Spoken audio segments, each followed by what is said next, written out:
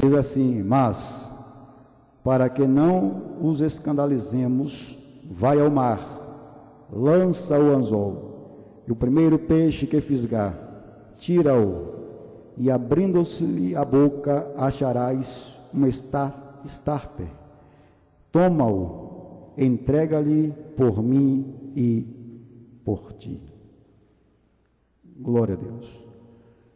Queridos, a palavra de Deus, ela é grande, eterna, poderosa para transformar, para restaurar, para fortalecer. E Deus fala por meio desta palavra. Lemos 2 episódios da vida de Jesus, do ministério de Jesus sobre a face da terra, enquanto o mesmo desenvolvia o seu ministério. Primeiro que lemos, Lucas descreve que a multidão comprimia o mestre, que a multidão apertava o mestre para ouvir a palavra de Deus. Todos gostavam da ministração de Jesus, exceto alguns fariseus, escribas e saduceus, porque invejavam o mestre. Mas a palavra que Jesus ministrava até eles, até os fariseus, saduceus, diziam: ele prega diferente, ele prega como quem tem autoridade, ele está revestido de uma autoridade, de uma unção diferente, ele prega com ousadia, a palavra que ele ministra atinge os corações, transforma as vidas. Então todos queriam estar perto de Jesus, ao lado de Jesus, queriam ouvir esta palavra que transforma, que liberta, que restaura, que dá nova vida e nova direção ao homem. Jesus, vendo os discípulos que estavam à beira do lago, ele entra em um dos barcos, se afasta um pouco e começa a ministrar uma palavra de vitória, uma palavra de libertação, uma palavra de transformação. E a Bíblia diz que Jesus, olhando para os discípulos, como Deus que é onisciente, onipresente, onipotente, ele sabia a dificuldade dos discípulos, porque como o versículo diz, os discípulos que eram pescadores, viviam da pesca, se alimentavam da pesca, era mantido e mantinha a família da pesca. Eles tinham trabalhado a noite toda, mas não pegaram nenhum peixe, não pegaram nada. E Jesus, queridos, ele se preocupa com o homem, como filho de Deus.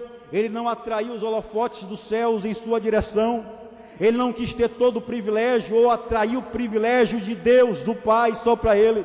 Pelo contrário, a Bíblia diz que ele compartilhou a glória do Pai com aqueles que estavam assentados no caminho à beira da morte, à sombra da morte. Jesus, em todo o seu ministério, ele veio trazendo vida às pessoas, ele veio curando as pessoas, ele veio libertando as pessoas, ele veio transformando as pessoas, ele veio ajudando as pessoas. Esse é o ministério de Jesus. João 10:10, a Bíblia diz que o diabo ele veio para matar, roubar e destruir. A gente não pode se abster do fato que nós temos um inimigo, um arco-rival, e ele não gosta de você, ele não gosta de você. Por quê? Porque você é um adorador. Por quê? Porque você é a coroa da criação de Deus. Por quê? Porque ele errou só uma vez e perdeu a eternidade, o privilégio de estar perto de Deus. Mas muitas vezes nós erramos 1, 2, 3, 4, 5, 6, 7 vezes, mas a Bíblia diz: de todas elas eu o colocarei de pé. É por isso que ele não gosta de você, é por isso que ele arquiteta para destruir os seus projetos, destruir os seus planos, destruir a sua vida. Mas o versículo não encerra assim, o versículo encerra dizendo, Jesus dizendo assim: mas eu vim para que tenha vida e vida com abundância. Vida com abundância significa viver bem, viver feliz, viver alegre, ter paz, ter sossego, ter gozo, ter plenitude, ter comunhão com Deus. Cristo veio para isso. E quando ele chega, ele sabia que os discípulos estavam em dificuldade.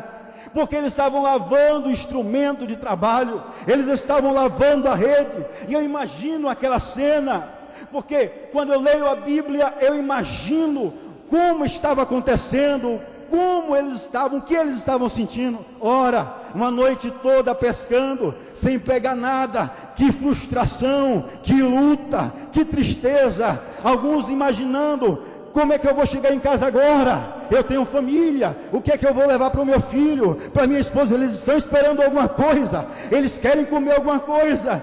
Como é que vai ser agora? Como é que vai ser esse dia? Não pegamos nada, Pedro. E agora, Pedro? O que é que nós vamos vender? Não temos nada. E eles lavando a rede, Jesus ministrando a palavra. Por quê? Porque primeiro Jesus, ele se preocupa com o seu espiritual, com a sua comunhão com Deus. Primeiro Jesus te alimenta espiritualmente. Primeiro Jesus se preocupa com o seu espírito, com a sua alma, com a sua comunhão com Deus. Por isso que ele ministra e não resolve logo o problema deles, mas depois que Jesus termina a ministração, que eles estão mais animados, mais cheios de fé, mais convictos porque receberam alimento espiritual, aí o mestre, ele olha para Pedro e diz: agora Pedro, volta ao mar e lança a rede. Meu Deus, Pedro era pescador, crente.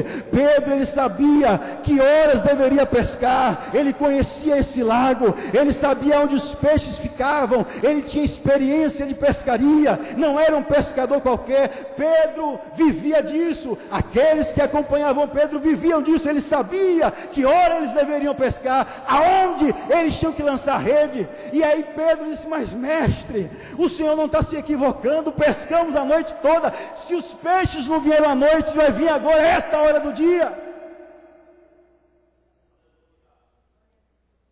Mas Pedro conhecia Jesus, Pedro confiava em Jesus. E eu quero te dizer nessa noite, tudo que Jesus manda você fazer dá certo. Tudo que Jesus manda fazer, não existe probabilidade de erro, margem de erro. Tudo que Ele manda fazer, dá certo. Olha para o irmão que está do teu lado e diz para ele: tudo que Jesus mandar você fazer, faça, porque dá certo. Foi o mestre que mandou fazer, foi Jesus que mandou fazer. Ele garante. Aí Pedro disse assim: tudo bem, mas segundo a tua palavra, sob a tua palavra, debaixo da tua palavra profética, debaixo da tua palavra, voltaremos e lançaremos a rede.